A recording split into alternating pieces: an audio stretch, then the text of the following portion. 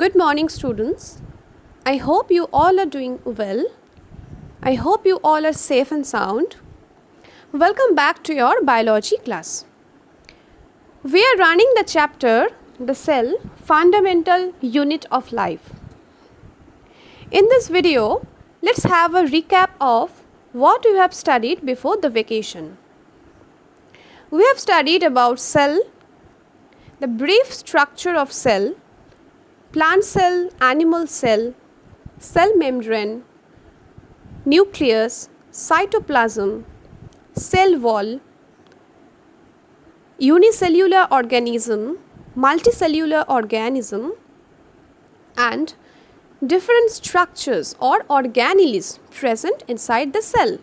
And only we have discussed in detail about the nucleus, cytoplasm, plasma membrane and the cell wall. The animal or the organism or the plant having only one cell is called unicellular organism. And the device through which we can observe any cell or any subcellular organelle is termed as microscope. With the help of microscope, we can study about the cell wall, the different cell structures, the internal structures of each and every cell organelle, and so on. We have also studied about the basic differences between the animal cell and plant cell.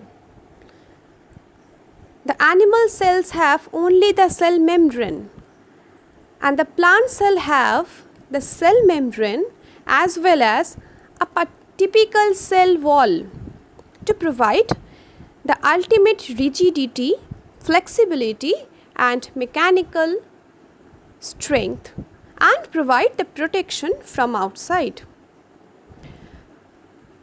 So, cell membrane that lies immediately against the cell wall, and the membrane is common to plant cell and animal cell, and generally it is made up of protein and lipids also. And in case of animal cell, there is only the cell membrane, which is also termed as plasma membrane for having the plasma state, that is the semi-fluid in nature. The plant cell is having the nucleus, ribosomes, mitochondria, cytoplasm or the matrix, etc. Cell wall found in case of plant cells, that is the outside of the plasma membrane. And as I told you, it is very rigid and it creates a covering that is made up of a cellulose. Cellulose is a plant fiber present in case of cell wall. Different other things are also present in the cell wall. And cell wall provides structural support. Plasma membrane is the outermost covering of the animal cell, and it is present in case of both plant cell and animal cell.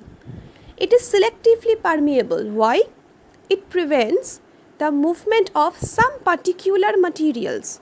That means it can allow something which is very necessary and it prevents something which is not necessary.